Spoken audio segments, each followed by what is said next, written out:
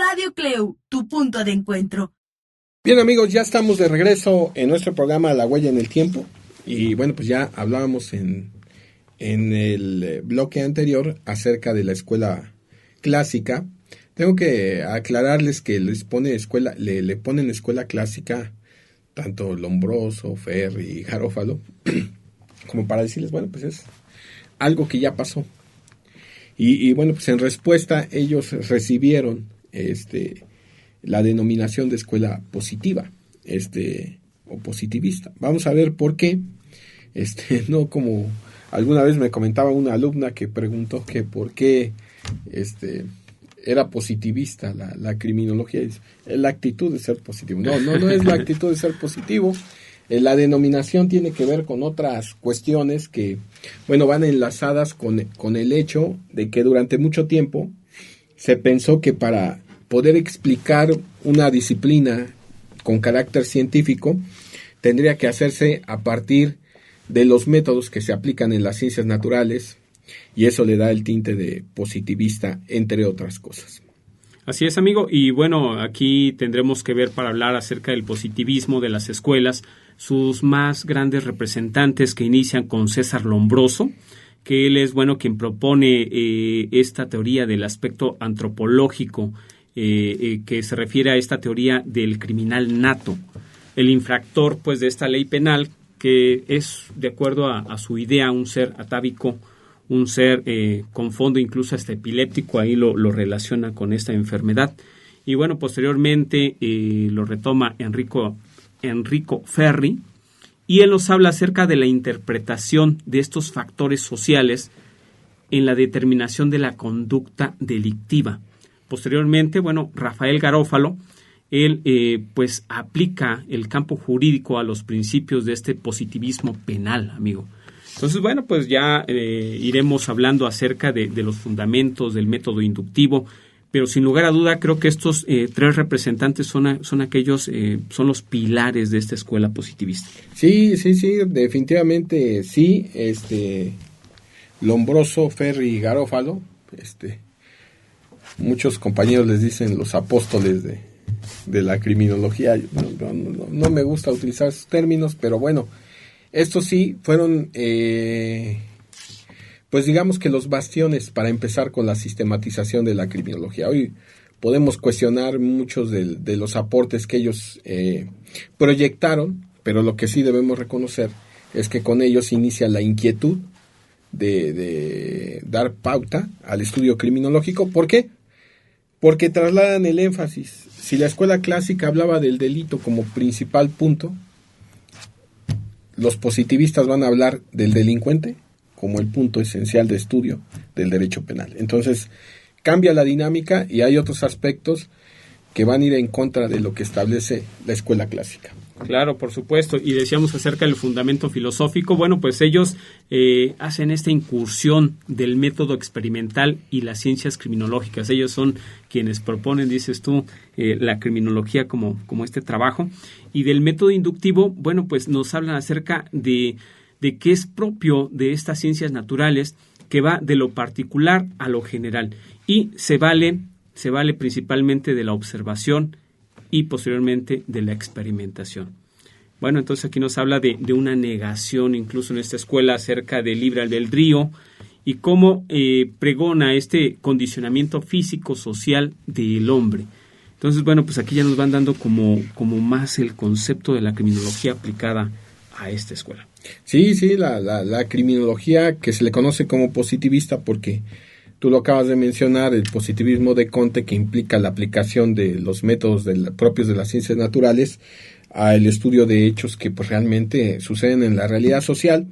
Y bueno, pues uno de los puntos contrarios a la escuela clásica es que niegan el libre albedrío.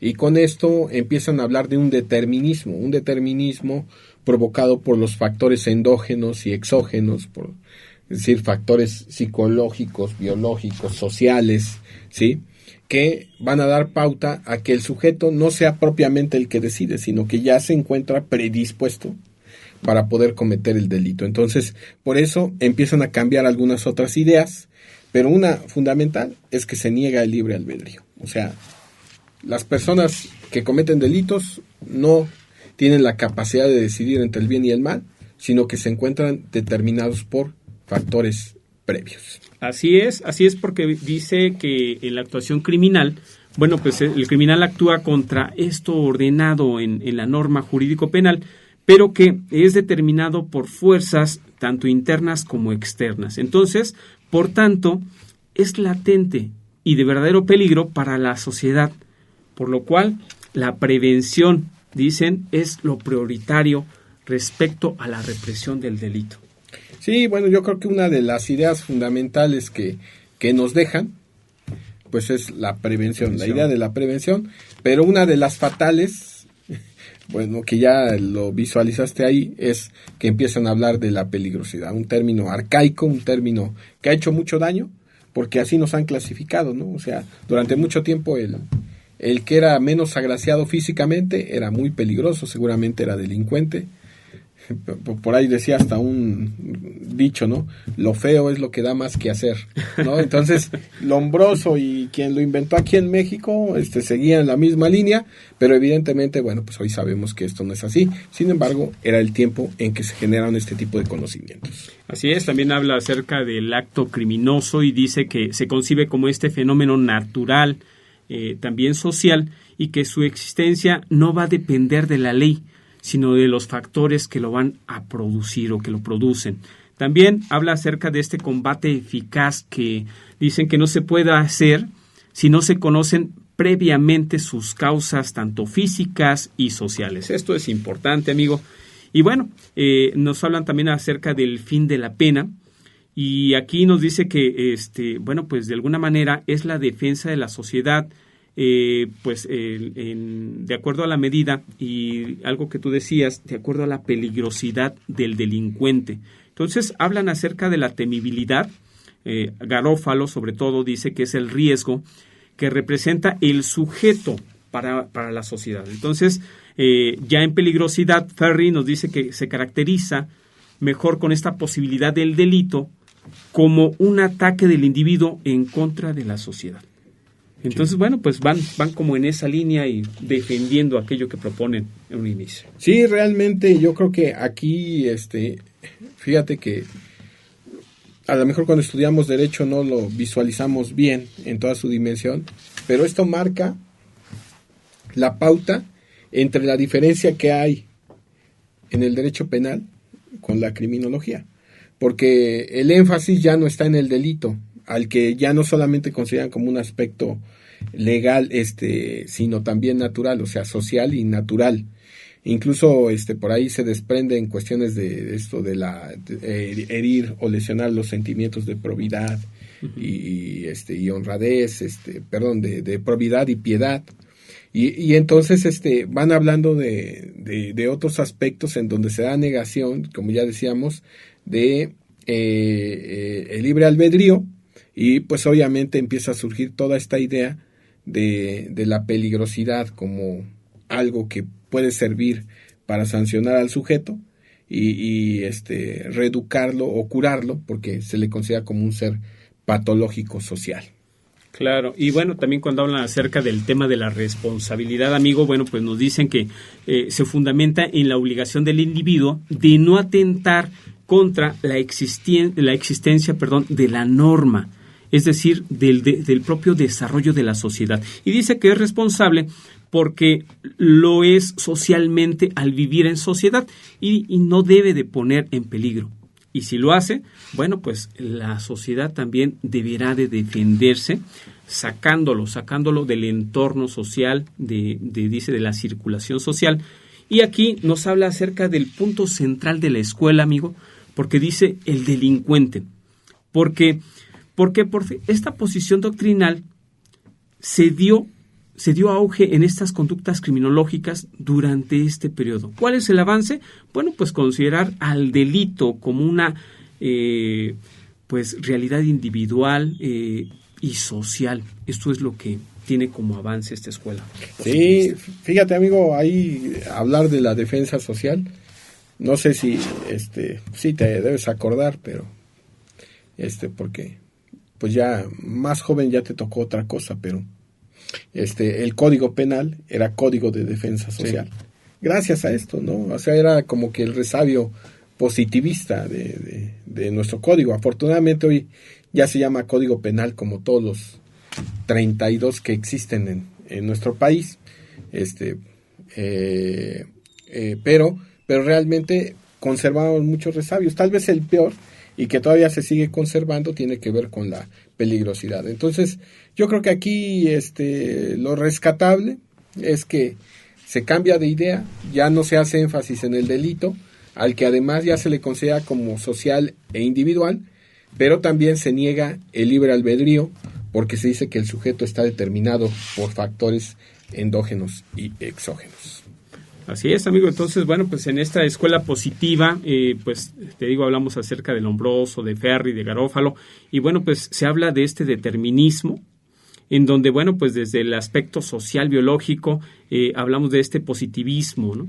Y pues bueno, también en el método, pues el método habla específicamente del inductivo, que habla acerca, digo, para ir como rescatando estas ideas, habla acerca de las ciencias naturales, el hecho de conducir. Y bueno, pues aquí el delito lo explican como un fenómeno natural, al contrario de la escuela clásica, que es un ente jurídico. Y en la pena, bueno, pues en la pena dice que es una exigencia del interés social, material. Y bueno, pues en la escuela clásica es una exigencia de la justicia, que es el aspecto formal. Y en la responsabilidad penal, pues aquí nos hablan de una responsabilidad social en la escuela positivista, mientras que en la escuela clásica es una responsabilidad sumamente moral. Sí, efectivamente. Vean ustedes las diferencias. Yo les exhorto a todos los apasionados de la criminología y la criminalística a que revisen cómo precisamente esta división de las escuelas penales en clásica y positivista pues precisamente nos da la pauta para empezar a comprender cuál viene a significar la diferencia de objetos de estudio entre el derecho penal y la criminología. Es algo histórico y generalmente los que estudian derecho lo ven como una parte más de la evolución de las ideas penales, pero también tiene que ver con esta cuestión del surgimiento de la criminología. Entonces, bueno, pues así estamos llegando al final de nuestro programa. Imagínate nada más cómo esta cuestión del derecho penal va terminando y va dando pauta a la cuestión criminológica. Sí, es correcto. Muy interesante el tema. Seguiremos hablando posteriormente de las corrientes penales, para que vean que no es lo mismo una escuela penal que una corriente penal. Pero eso será en otro programa, es un tema distinto para que nuestro amigo, el licenciado Juan Carlos, no crea que vamos otra vez a empezar con una serie de programas. Y bueno, pues hemos llegado al final de La Huella en el Tiempo. Esperamos que esto haya sido de su agrado. Empiecen a visualizar cómo históricamente se hace la distinción entre los temas de criminología y los temas de derecho penal. Así es, amigo, pues muchísimas gracias por el favor de su atención. Les invitamos a que continúen con toda la programación de Radio Cleo. Y bueno, pues amigo, nos vemos en el próximo programa de Se hace Camino al Andar. El lunes Se hace Camino al Andar. Y bueno, pues muchas gracias por su atención. Amigo, un placer acompañarte en la conducción.